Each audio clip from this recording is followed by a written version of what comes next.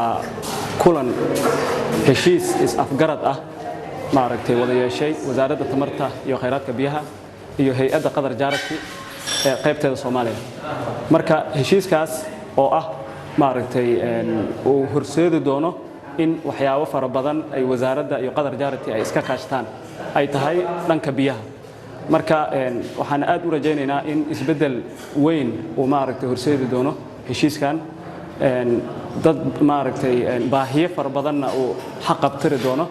marka insha Allah waxaan rajaynaynaa in maaragtay wax badan uu ka duwo Qatar Charity iyo wasaaradda inay hore u socdaan marka aad ayaan ugu faraxsanahay in maanta maaragtay heshiiskaas aan saxiixano intaas ayaan ku soo gabagabeynaa